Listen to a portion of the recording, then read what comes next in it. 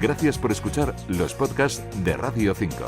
Acceda a todos los programas en rtv.es/a la carta.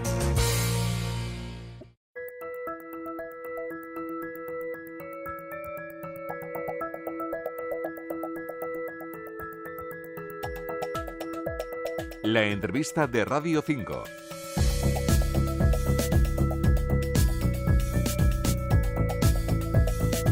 Con Miguel Ángel Domínguez.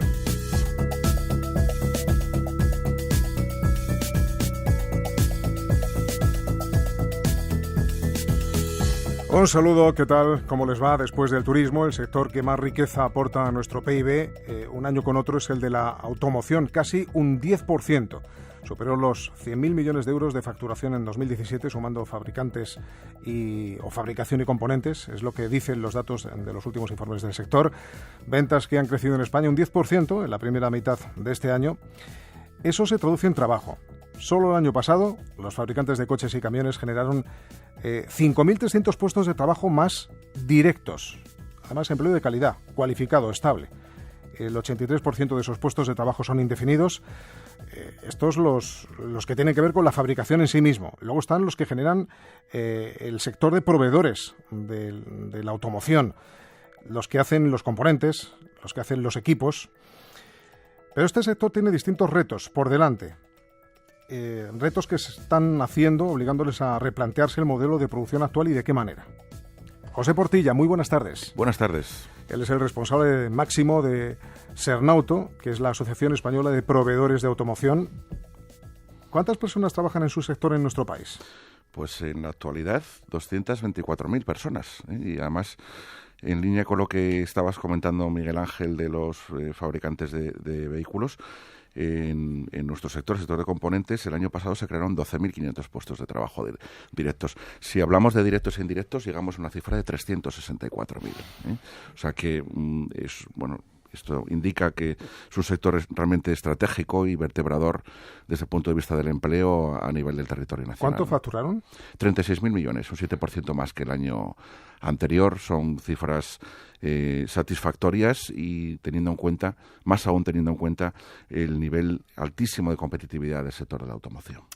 Y preocupados por el horizonte inmediato. Antaño el diésel es lo que yo lo recuerdo perfectamente, señor Portilla, es lo que se recomendaba por consumo y por emisiones de gases de efecto contaminante. Pero ahora, en ese horizonte inmediato del que yo hablaba, nuestro gobierno está asegurando que hay que hacer desaparecer al diésel, en particular a los combustibles fósiles en general, en el horizonte del año 2040.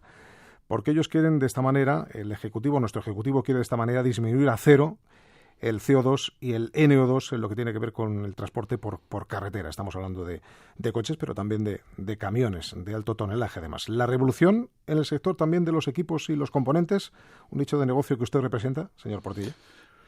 Pues así es. Nosotros entendemos que somos parte integrante de la cadena de valor y, como decía por los datos de empleo y facturación, somos parte de esta revolución, ¿no?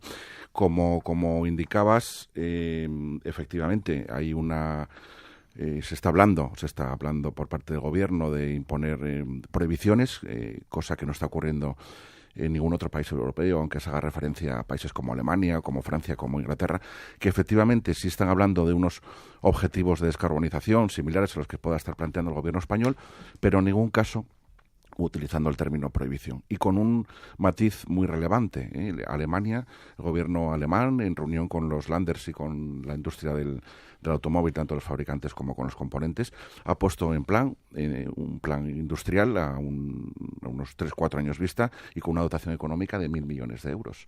Inglaterra ha hecho lo mismo hace unos 4 meses. Para hacer la transición un poquito más Para sencilla. hacer la transición, efectivamente. 1.200 millones de libras, 1.700 millones de euros, ¿no? En Francia, aproximadamente otros 1.000 millones, ¿no? Aquí, pues no se está dando esta situación. De hecho, la aportación económica de los últimos 4 o 5 años ha sido 74,5 millones. Efectivamente, como comentabas, la Unión Europea decidió apostar por el diésel frente a la gasolina hace unas décadas por la sencilla razón que emitía menos CO2, ¿no? Es verdad que estos vehículos, desde el punto de vista de óxidos de nitrógeno, emiten un poco más que los de gasolina, y eso se ha equiparado. Pero hay una realidad, que es que ahora mismo los gasolina emiten más CO2 que los diésel, ¿no? La cuestión es que tenemos el parque más envejecido junto con Grecia de toda Europa. 12 años y medio de envejecimiento del parque. A motores más viejos, emisiones más altas. Indudablemente. Nosotros entendemos que el primer mecanismo que debe abordarse de manera conjunta con la Administración es intentar retirar de la manera más rápida posible aquellos vehículos de que, 12, 13, 14 años. Mira, un dato, la verdad es que escalofriante. El año pasado, aunque puede haber cierta justificación para ello, ¿no? La crisis ha dejado a muchas personas tocadas desde el punto de vista económico. La inversión en un vehículo es una inversión seria y que muchas familias desgraciadamente no pueden afrontar, y precisamente por esta razón, además de otras, el año pasado se vendieron 120.000 vehículos con más de 20 años. Entonces, lo primero que decimos es transición ordenada. Muy importante, y esto lo repetiré, me lo oirás oír, el sector está absolutamente comprometido con la descarbonización. Tenemos que ir a un medio ambiente indudablemente más limpio, más sostenible, y el sector de automoción, tanto los fabricantes de vehículos como los de componentes, estamos completamente comprometidos. Y no solamente es que esto sea una mera declaración de intenciones, sino que es un hecho. Poner un modelo en el mercado lleva aproximadamente unos 5 o 6 años.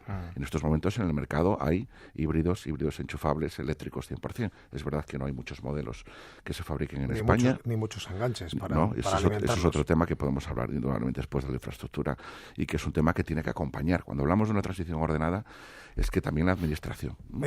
Señor Portilla, transición ordenada. Para esa transición ordenada, con ese horizonte de año 2040, absoluta descarbonización en nuestras carreteras, ¿el Gobierno les ha llamado por teléfono? ¿Se han sentado ustedes con ellos o ellos con ustedes para intentar efectivamente conciliar, entender de la mano esa transición? Sí, estamos sentándonos con ellos. Ya el año pasado con la incorporación del nuevo Gobierno nos sentamos con la Secretaría General de Industria, con la Ministra de Industria, y recientemente lo hemos hecho con la Ministra de Transición Ecológica, que ha venido lanzando una serie de mensajes que creemos que han generado incertidumbre innecesaria en la población, que no sabe qué tipo de vehículo adquirir, que se ha demonizado una tecnología que, como decimos, se ha demostrado pues muy eficiente y tecnología en la que seguiremos trabajando. Estamos hablando, por ejemplo, de esos motores nuevos de gasoil, el Euro 6, que no tienen nada que ver con los de hace, no 20 años, hace 5. Pero es que ese Euro 6 además evoluciona, hay un Euro 6C, un Euro 6D, vendrá un Euro 6.7, lo mismo con la gasolina.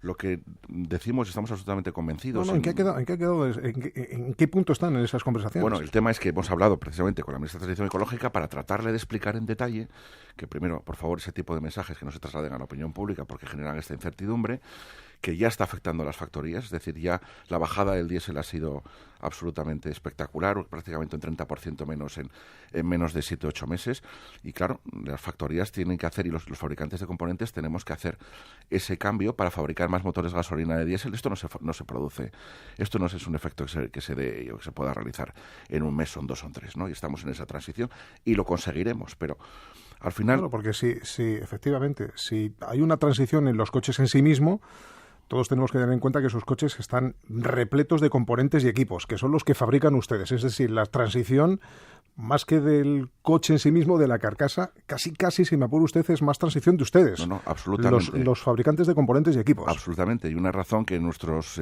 oyentes quizás desconozcan es que el 75% del valor del vehículo lo aporta la industria de componentes. El 75%. El fabricante de vehículo, indudablemente, diseña el vehículo, si trabaja en el tema de los motores, y luego, chasis, estética o diseño, y luego ensambla. Y luego ustedes. Y luego ensambla. Ensambla lo que ustedes fabrican. Exactamente. Entonces, a las dos ministras les hemos explicado lo que estamos haciendo ya, nuestro compromiso con la descarbonización, blanco sobre negro, qué componentes estamos fabricando para esa descarbonización, cómo los motores están siendo mucho más eficientes, mucho más limpios, y tratar de explicar que para esos objetivos que se están planteando para el año 2040 o 50 tienen que convivir todas las tecnologías. Por eso nosotros abogamos como segundo concepto, además de esa transición ordenada, por el concepto de la neutralidad tecnológica, ¿no? ¿Esto qué implica? Que se permita contar con un adecuado mix de tecnologías, los híbridos eléctricos, gas natural licuado diésel y gasolina avanzados, para poder escoger en cada caso la más eficiente hasta que la evolución tecnológica permita contar con vehículos cero emisiones. Y además, Miguel Ángel, un tema muy importante, que entendemos que el mercado es el soberano y es el que va a marcar, digamos, qué tecnologías se van a desarrollar o más rápido que las otras, y es nuestras necesidades de movilidad. Tus necesidades de movilidad, dependiendo de dónde habites, pueden ser diferentes de las mías o de cualquier otro de nuestros oyentes, ¿no? Dependiendo. Claro.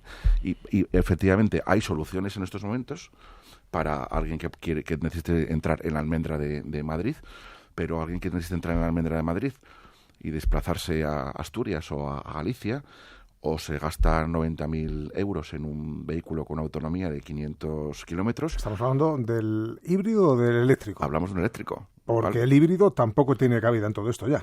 Exactamente. Ahí está la limitación en ese aspecto. Entonces, por eso decimos que defendemos el planteamiento de neutralidad tecnológica, que decida el consumidor y en función de sus necesidades de movilidad. Yo no sé si los componentes y los equipos que ustedes fabrican van a ser más o menos sencillos. Estoy pensando ya en el coche eléctrico, que es a lo que parece el futuro, que los que se hacen ahora para los motores de combustión. Me consta que la mecánica pura y dura de los motores de combustión es más sencilla.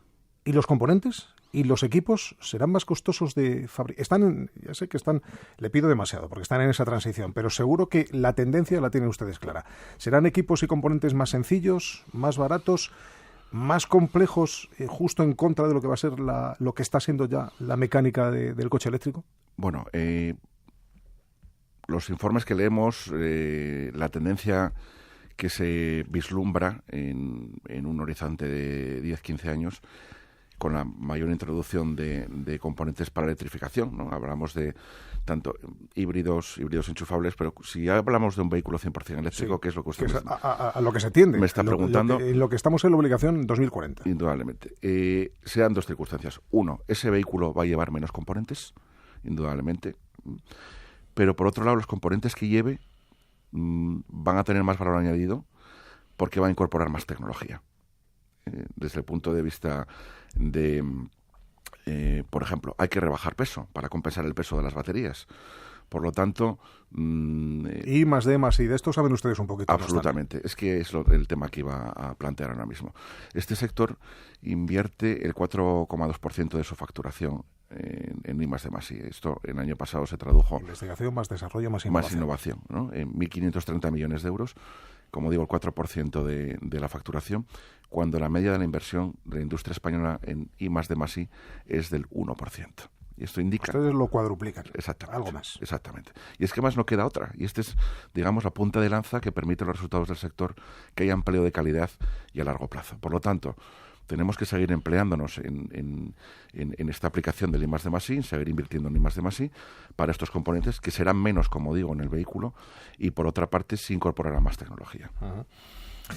En el trasfondo de todo esto, y ustedes están también de alguna manera implicados, no digo ustedes en autos, sino el sector de la fabricación de equipos y de componentes, el trasfondo de todo esto en parte, al menos en parte, está el engaño, ese trucaje demostrado y protagonizado por marcas europeas emblemáticas, no voy a dar nombres, todos los tenemos en la cabeza. Esa circunstancia, ¿qué tanto de daño, señor Portilla, ha hecho al sector que ustedes representan? Porque en eso que tiene que ver con el trucaje de emisiones, de por medio están los componentes y los equipos de esos coches. Bueno, yo tendría que decir que la decisión en un momento determinado de haber introducido unos softwares que en un momento determinado daban unas indicaciones y en otro momento determinado daban otras, pues que es en realidad una decisión del fabricante de automóvil, no el de componente, ¿no? Que al final es el fabricante el que decide qué componente incorpora. En segundo lugar, efectivamente, ha hecho un daño al conjunto del sector cuando, vamos, básicamente estamos hablando de una compañía, ¿no? Cuando se ha trabajado con mucha seriedad entiendo que con mucha inteligencia y sacrificio. Estamos en ese camino de intentar recuperar la confianza y de ahí que estemos comprometidos, como digo, con la descarbonización y que no nos opongamos a que haya un nuevo método de homologación para los vehículos que digamos que se aproxime mucho más a la realidad de los consumos. Y es más, nosotros abogamos, por lo menos del sector de componentes, porque se llegue a un ciclo de homologación todavía mucho más realista del que se acaba de aprobar, del WLTP, ¿no? Que es el ciclo de vida del vehículo, donde realmente se pueda comparar cuáles son las emisiones desde el momento que se fabrica hasta el momento que se achatarra. Esto también nos va a valer para identificar qué va realmente a consumir o qué va a emitir a la atmósfera de CO2 y de otros contaminantes el vehículo eléctrico, porque no nos olvidemos, un vehículo eléctrico efectivamente cuando está en carretera, el 100% hablo, para que nuestros oyentes lo comprendan, no emite, no sale nada por el tubo de escape, pero en la fabricación de ese vehículo, ¿cómo se ha hecho? Se ha fabricado Zinc, cobalto, coltán, todo esto para la batería, fundamentalmente, que es la madre del cordero de esta nueva tecnología. Correcto, no solamente eso, pero para las fabricar emisiones que se generan para extraer ese tipo de materiales. Exactamente, para la batería un lado, pero luego para la fabricación de la chapa para otro, donde se ha fabricado, si estamos hablando de un país que cumple el protocolo el plan de protocolo de París, si se ha fabricado con energías renovables o si la energía viene de centrales de térmicas. Bueno, pues todo esto creemos que es bueno que haya un ciclo homologable que cubra toda la vida del vehículo. Están obligados, pero yo se lo pregunto, ¿están obligados ustedes y los fabricantes en sí mismo de coches, están obligados a ir de la mano? Una cosa es que estén obligados a ir de la mano en este proceso de transición y otra quizá distinta, usted me dirá, o no, es que de verdad estén yendo de la mano. ¿Se están entendiendo ustedes y los fabricantes, los ensambladores de los componentes y equipos que ustedes fabrican? No queda otra. Este sector de éxito en España, que ya lleva 6 décadas trabajando aquí, digamos que lo que se llamaba antes la industria auxiliar, a nosotros es un nombre que ya no utilizamos, ¿no? Y realmente somos proveedores, ¿no? de los fabricantes de automoción.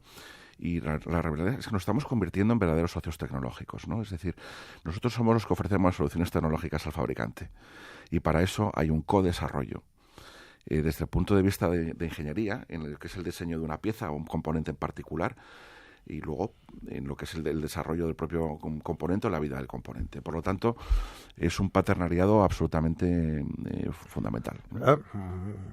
Hay un poquito de amor y no sé si un poquito, no voy a decir odio, pero sí de desencuentro, porque me consta que a ustedes, los fabricantes de coches, por aquello de que esta transición está rebajando la expectativa de venta y por lo tanto de posibles beneficios, les están apretando, ¿Y de qué manera a la hora de pedirles o encargarles o ponerles deberes, carga de trabajo, pero, señor Portella, menor precio? Pues así es.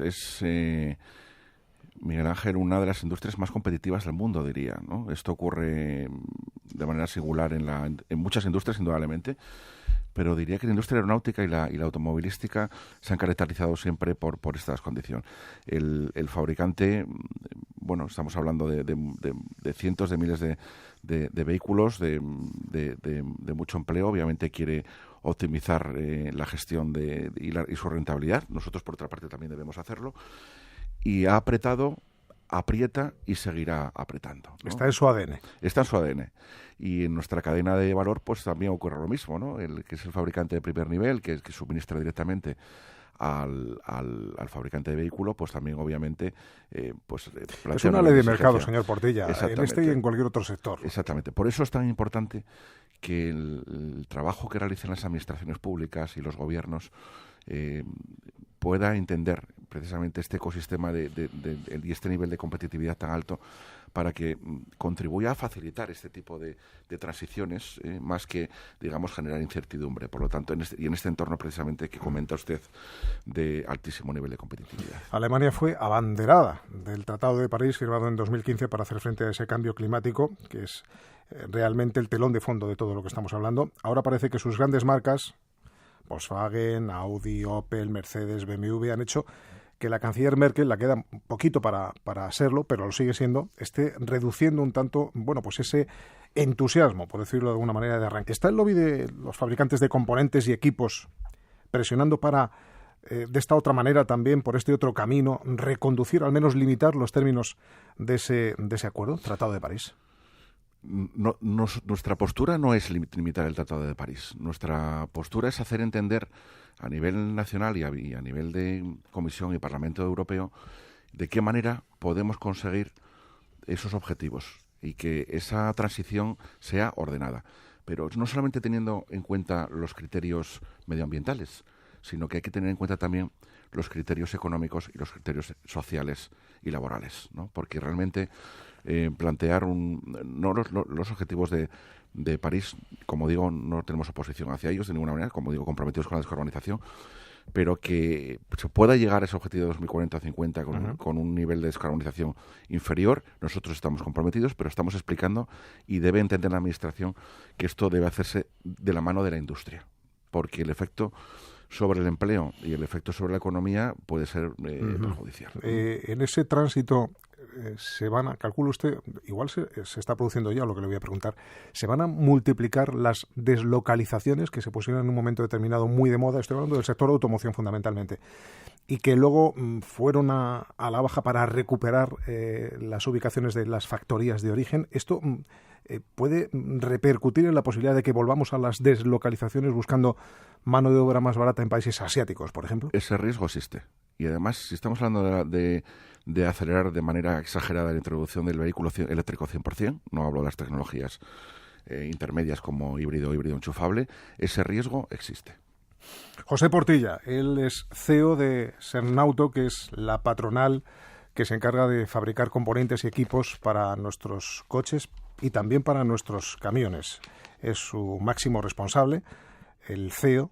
Señor Portilla, gracias. Ha sido un verdadero placer escucharle. Muy buenas tardes. Muy buenas tardes y muchas gracias por darnos la oportunidad de contarlo. Gracias.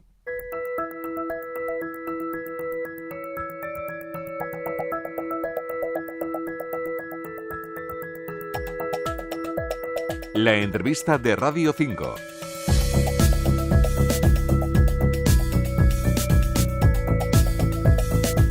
Con Miguel Ángel Domínguez.